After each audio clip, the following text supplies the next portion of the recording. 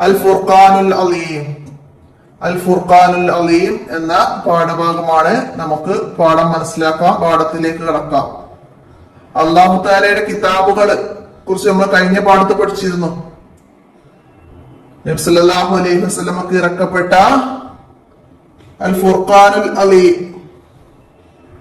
അപ്പൊ അതിനെ കുറിച്ചിട്ടാണ് നമുക്കിവിടെ മനസ്സിലാക്കാനുള്ളത്. പാഠത്തിലേക്ക് കടക്കാം. അള്ളാഹു ഇറക്കിയ വേദഗ്രന്ഥങ്ങളിൽ ഏറ്റവും ശ്രേഷ്ഠമായത് പരിശുദ്ധ ഖുർആനാകുന്നു. അള്ളാഹു തആല 4 കിതാബുകൾ ഇറക്കി എന്ന് പറഞ്ഞു. അതില് ഏറ്റവും ശ്രേഷ്ഠമായത് പരിശുദ്ധ ഖുർആനാണ്. അള്ളാഹു തആല ഇറക്കിയ ഗ്രന്ഥങ്ങളിൽ ഏറ്റവും ശ്രേഷ്ഠമായത് ഏതാണ്? പരിശുദ്ധ ഖുർആനാകുന്നു. അത് നമ്മുടെ നബി സല്ലല്ലാഹു അലൈഹി വസല്ലമ തങ്ങൾക്ക് ഇറക്കപ്പെട്ടതാണ്. 23 വർഷം കൊണ്ടാണ് അതിന്റെ അവതരണം പൂർത്തിയാക്കപ്പെട്ടത്. അപ്പോ വിശുദ്ധ ഖുർആൻ അത് നമ്മുടെ നബി സല്ലല്ലാഹു അലൈഹി വസല്ലമ തങ്ങൾക്കാണ് ഇറക്കപ്പെട്ടത്. 23 വർഷം കൊണ്ടാണ് 23 വർഷം കൊണ്ടാണ് ഖുർആനിന്റെ അവതരണം പൂർത്തിയാക്കപ്പെട്ടത്. അപ്പൊ ചോദ്യം വരും, ഖുർആനിന്റെ അവതരണം പൂർത്തിയാക്കപ്പെട്ടത് എത്ര വർഷം കൊണ്ട്? 23 വർഷം കൊണ്ട്. മനസ്സിലാക്കുക. ലോകാവസാനം വരെയുള്ള മുഴുവൻ ജനതക്കും മാർഗനിർദ്ദേശമാണത്. ലോകാവസാനം വരെയുള്ള മുഴുവൻ ജനതക്കും മാർഗനിർദ്ദേശമാണത്. ലോക ജനതക്കുള്ള മാർഗനിർദ്ദേശമാണ് എന്ത്? ഖുർആൻ, പരിശുദ്ധ ഖുർആൻ. മനസ്സിലാക്കുക. മറ്റു കിതാബുകളെല്ലാം ചില പ്രത്യേക ജനതക്കും കാലക്കാർക്കും വേണ്ടി മാത്രം ഇറക്കപ്പെട്ടതാണ്. അതായത് 4 കിതാബുകളില് ഖുർആൻ ഒഴികെയുള്ള ബാക്കി 3 കിതാബുകളും ചില പ്രത്യേക ജനതക്കും കാലക്കാർക്കും വേണ്ടി മാത്രം ഇറക്കപ്പെട്ടതാണ്. ചില പ്രത്യേക ജനതകള്, അക്കാലത്തുള്ള ചില ജനതക്ക്, അക്കാലത്തുള്ള ആ ഇറക്കപ്പെട്ട ആ കാലക്കാർക്ക് വേണ്ടിയിട്ടും മാത്രം ഇറക്കപ്പെട്ടതാണ്.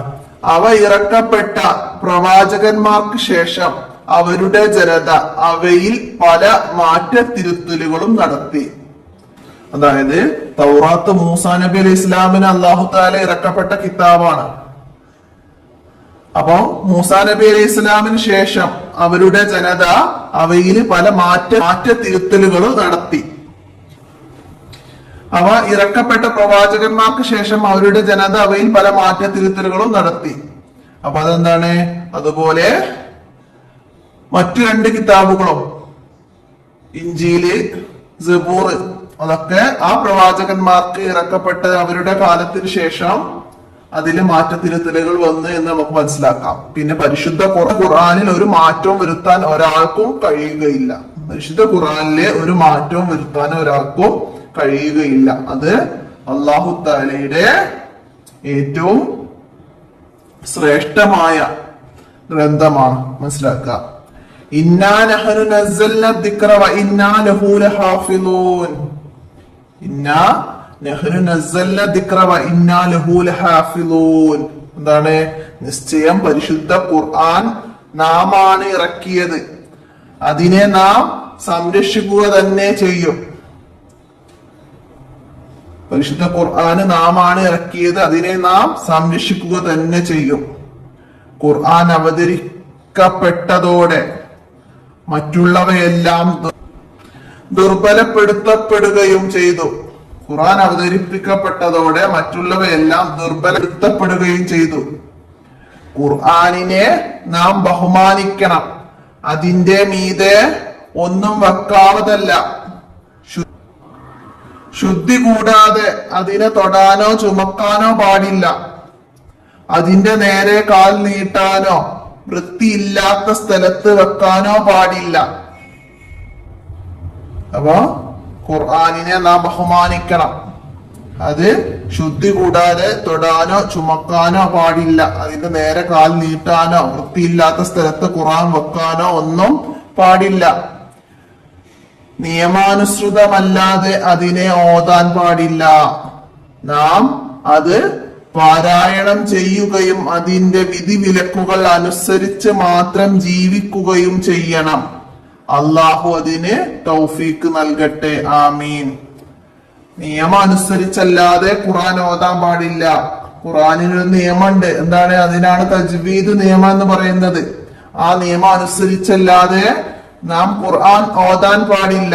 അത് പാരായണം ചെയ്യുകയും അതിലെ വിധിവിലക്കുകൾ, അതിൽ പറയുന്ന കാര്യങ്ങള് അനുസരിച്ച് മാത്രമേ ജീവിക്കാനും പാടുള്ളൂ. ഖുർആൻ അനുസരിച്ച് മാത്രമേ ജീവിക്കാൻ പാടുള്ളൂ. അതിന് അല്ലാഹു തൗഫീക്ക് നൽകട്ടെ. ആമീൻ. അപ്പൊ അതൊക്കെ മനസ്സിലാക്കാൻ നമുക്ക് തദ്രീബാത്ത് നോക്കാം. ഉത്തരം എഴുതാനാണ്. ഏറ്റവും ശ്രേഷ്ഠമായ കിതാബ് ഏത്? ഏറ്റവും ശ്രേഷ്ഠമായ കിതാബാണ് പരിശുദ്ധ ഖുർആൻ. നമുക്ക് പരിശുദ്ധ ഖുർആൻ എന്ന് ഇവിടെ എഴുതി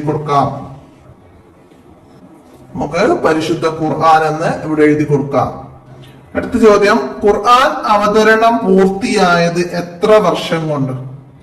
ഖുർആൻ അവതരണം പൂർത്തിയായത് എത്ര വർഷം കൊണ്ടാണ്? 23 വർഷം കൊണ്ടാണ്.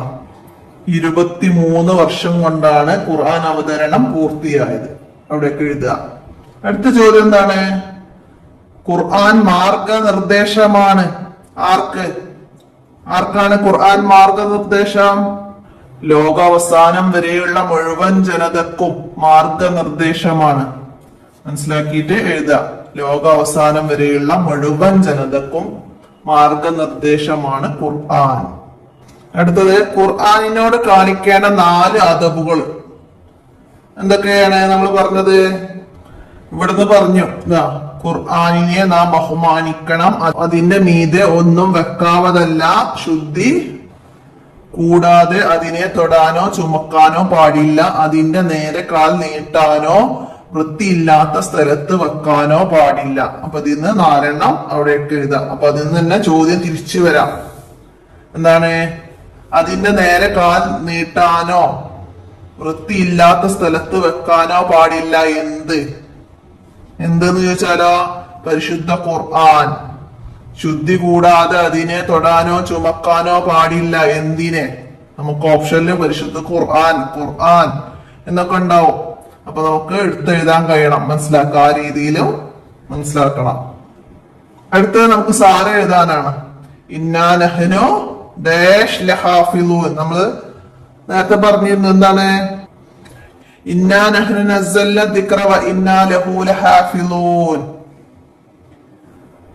സാര എഴുതണം, എന്നിട്ട് അർത്ഥം എഴുതുക. അതിനാണ് സാര എന്താ? നിശ്ചയം പരിശുദ്ധ ഖുർആൻ നാമാണ് ഇറക്കിയത്, അതിനെ നാം സംരക്ഷിക്കുക തന്നെ ചെയ്യും. അപ്പൊ അത് മനസ്സിലാക്കിയിട്ട് അവിടേക്ക് എഴുതുക.